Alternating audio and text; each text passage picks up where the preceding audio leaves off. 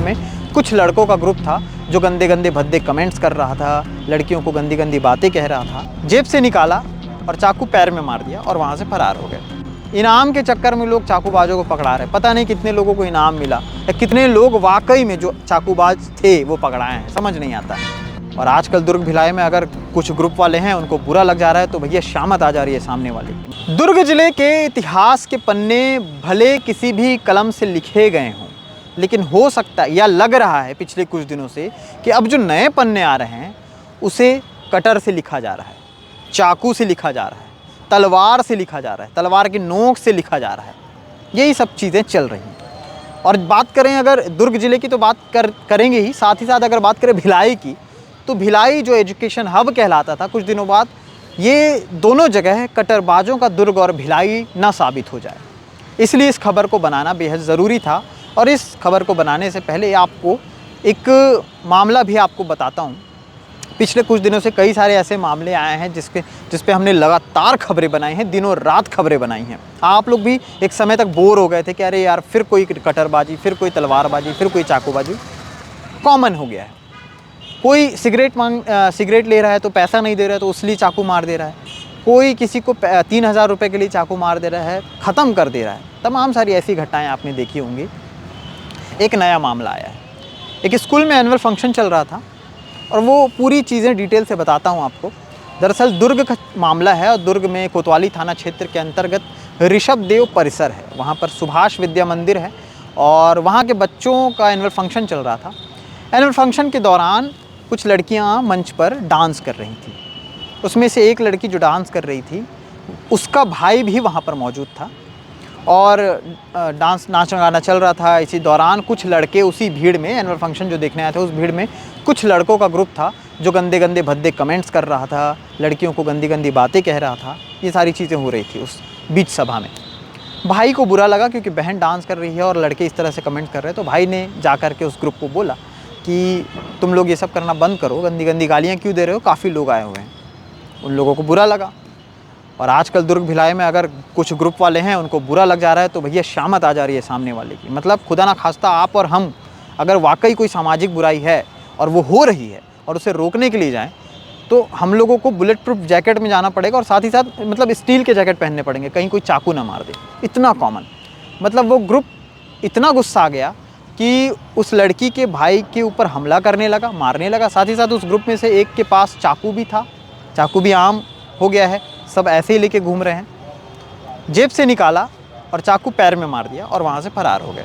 उसके बाद दुर्ग जिला अस्पताल, वहाँ पर एम्बुलेंस के लिए भी वेट किया गया। एम्बुलेंस जब समय पर नहीं पहुँची तो जो वहाँ के जो शिक्षक थे और जो कुछ छात्र थे उन्होंने ही उस लड़के को उठाया, अस्पताल ले गए, वहाँ पर एडमिट कराया, इलाज जारी था।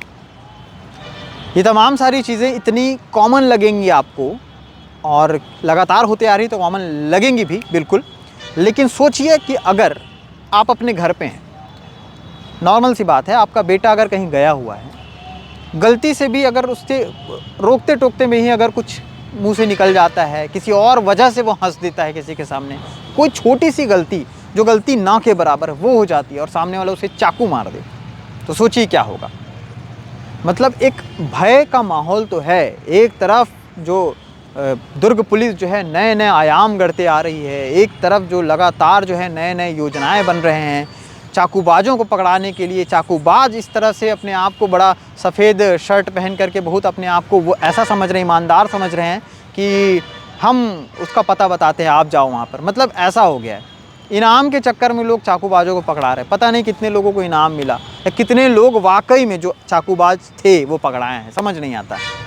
इंस्टाग्राम में पोस्ट डालने वाले तो पकड़ में आ गए, लेकिन जो वाकई वाजिब गुंडे मवाली हैं वो अब तक दुर्ग ज़िले में भिलाई शहरों में घूम रहे हैं।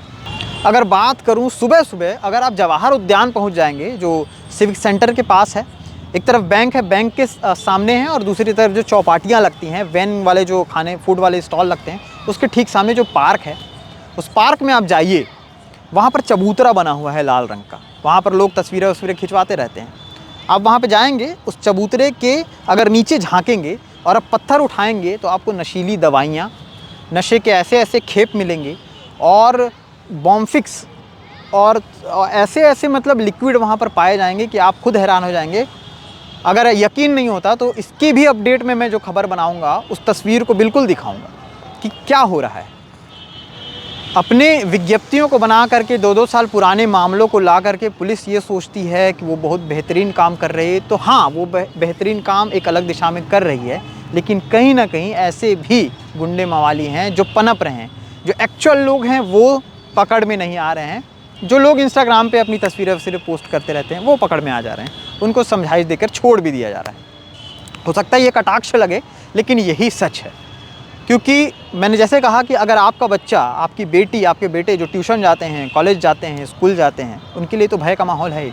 एजुकेशन हब, जब लोग दूसरा कोटा बोलने लगे थे एक समय भिलाई को, और लोग अपने दूर दूर से अपने अलग अलग स्टेट से जो यहाँ पर बच्चों को भेजते हैं पढ़ने के लिए, उनको सोचिए उनके ऊपर क्या बीतती होगी। क्योंकि ऐसे कई मामले आए हैं जो अदर स्टेट से आए बच्चों के ऊपर हमला हुआ है, उनके माँ बाप उन्हें लेकर के चले गए, फिर वापस उन्होंने कभी भिलाई नहीं भेजा। ये सारी चीज़ें हैं और इन चीज़ों पे गंभीरता से पुलिस को एक मीटिंग लेनी चाहिए।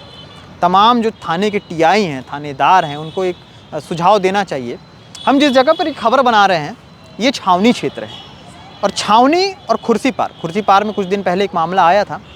लेकिन छावनी और खुर्सीपार में पिछले कुछ दिनों से, क्योंकि हम लगातार, हम किसी की अच्छाई या किसी की बुराई नहीं कर रहे हैं, लगातार पिछले कुछ दिनों से ऐसा देखा जा रहा है, छावनी में जो बड़े बड़े मामले होते थे वो कम हुए, खुर्सीपार में जो बड़े बड़े गंभीर मामले होते थे वो कम हुए।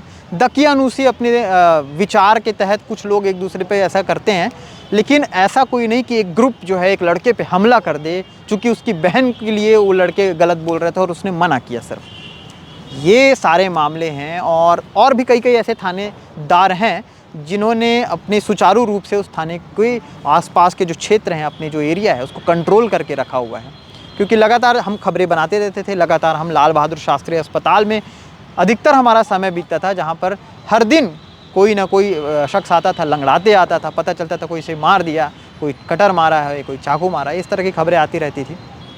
थोड़ी सी कम हुई हैं, लेकिन मुद्दा ये है कि डर अभी भी बरकरार है, क्योंकि उतनी नहीं हुई है जितनी हो जानी चाहिए थी। तो इसीलिए जिस तरह से मैंने बताया कि वो पार्क में जाकर के अगर आप देखेंगे एक बार, तो वाकई वो सारी चीज़ें मिलेंगी। और बहुत सारी चीज़ें जो हैं, बहुत ऐसी जगहें जो हैं, बहुत ऐसे पार्क जो हैं, बहुत ऐसे खंडहर जो हैं, आज भी रात के समय ऐसे खुलते हैं जहाँ पर आम लोग या घूमने फिरने वाले लोग, पारिवारिक लोग जाना पसंद नहीं करते। ऐसे कई जगह हैं, ऐसे कई कोने अभी भी मौजूद हैं। इस खबर का सारांश यही था कि छोटी सी बात को लेकर के मार देना, और ये सिर्फ दुर्ग भिलाई की नहीं बल्कि रायपुर में भी ऐसी घटनाएं होती रहती हैं। तो अगर ऐसी घटनाएं होती रहती हैं और इससे छोड़ करके आगे बढ़ जाया जाए तो भी गलत है। इसलिए पत्रकार के नाते हमें भी आवाज़ उठाना है, आपको भी आवाज़ क्योंकि आपका शहर है, आपका ज़िला है। अगर आप नहीं उठाएंगे तो कौन उठाएगा आवाज़। इसी के साथ विदा लेता हूँ। और भी कई खबरें हैं और कई अपडेट्स होंगे, लगातार आप तक पहुँचाते रहेंगे। शुक्रिया।